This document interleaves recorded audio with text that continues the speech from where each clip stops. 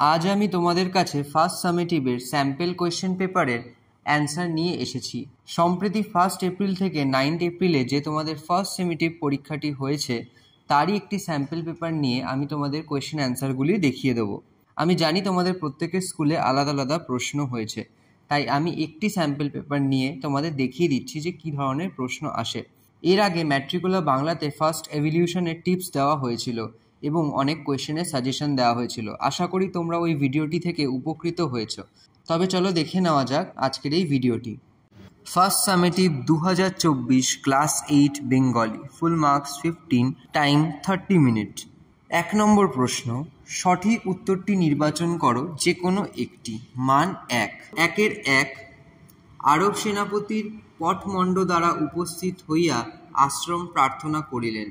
পটমণ্ড দ্বারা শব্দটির অর্থ ক শিবিরে, খ যুদ্ধক্ষেত্রে, গ তাঁবুর দরজায়, ঘ আরবদের আলয়ে। সঠিক উত্তর গ তাঁবুর দরজায়। 1-এর 2, চিঠি পাঠ্যাংশে দ্বিতীয় চিঠিটি লেখা হয়েছিল ক ঈশ্বরচন্দ্র বিদ্যাসাগরকে, খ হেমচন্দ্র বন্দ্যোপাধ্যায়কে, গ রাজনারায়ণ বসুকে, ঘ গৌরদাস বসাককে। সঠিক উত্তর অপশন ঘ গৌরদাস বসাককে। 2 নম্বর প্রশ্ন, সংক্ষেপে নিচের একটি প্রশ্নের উত্তর দাও। মান 1। 2-এর 1, মাইকেল মধুসূদন দত্ত কাকে স্বর্গীয় কবির আখ্যা দিয়েছেন? উত্তর, মাইকেল মধুসূদন দত্ত মিল্টনকে স্বর্গীয় কবির আখ্যা দিয়েছেন। 2-এর 2, রাজার প্রতি রাজার আচরণ বক্তা কে? উত্তর, সেকেন্দারের সঙ্গে যুদ্ধে পরাজিত হওয়ার পর রাজা পুরু একথা বলেছিলেন। 3 নম্বর প্রশ্ন, নিচের যে কোনো একটি প্রশ্নের উত্তর নিজের ভাষায় লেখো। মান 2। 3-এর 1, সহসা আরব সেনাপতির মুখ বিবর্ণ হয়ে গেল। আরব সেনাপতির মুখ বিবর্ণ হয়ে গেল কেন?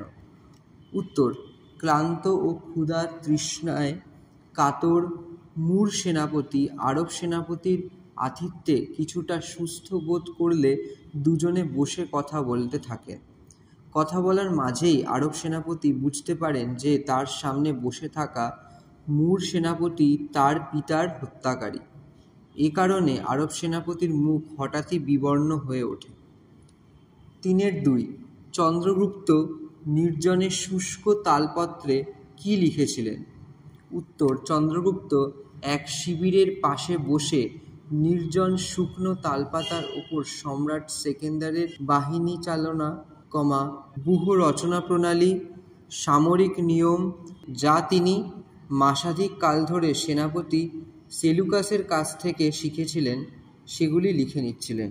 4 নম্বর প্রশ্ন, নিচের বিকল্পগুলির মধ্যে থেকে সঠিক বিকল্পটি বেছে নাও যে কোনো একটি। মান 1। 4-এর 1, পরবাসী কবিতায় কবি ময়ূরকে আনন্দে নেচে উঠতে দেখেছেন।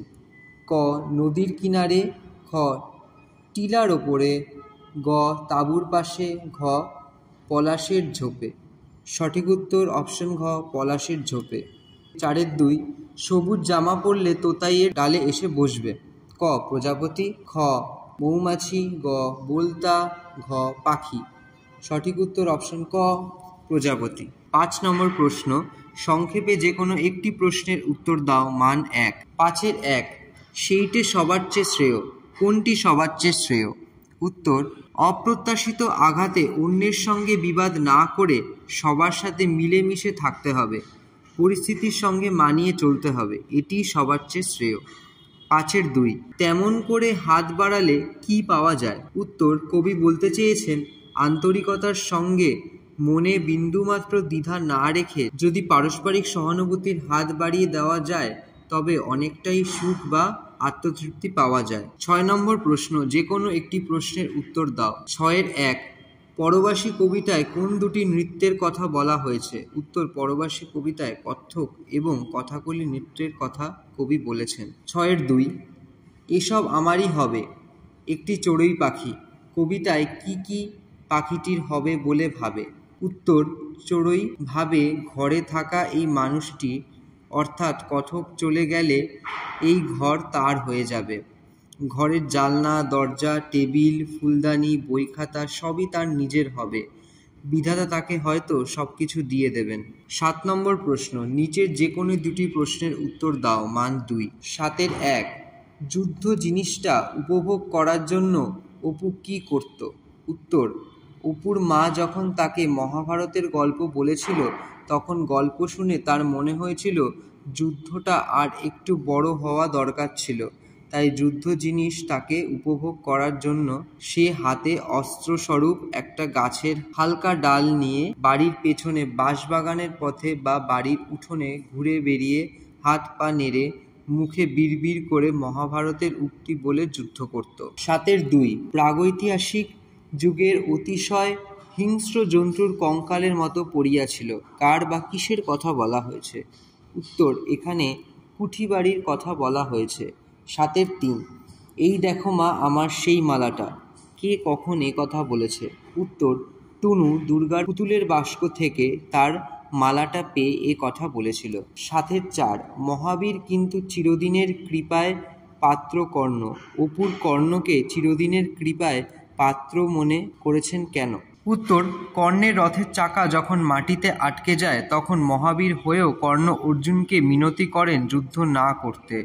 এই জন্য অপু কর্ণকে মহাবীর হওয়ার সত্ত্বেও দয়ার পাত্র মনে হতো।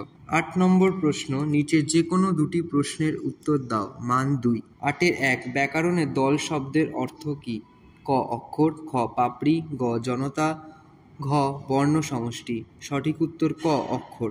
8-এর 2, স্কুল স্কুল, এখানে যে নিয়মের ধ্বনি পরিবর্তন ঘটেছে তা হল ক আদি স্বরাগম, খ মধ্য স্বরাগম, গ স্বরসংহতি, ঘ অপিনিহিতি। সঠিক উত্তর অপশন ক আদি স্বরাগম।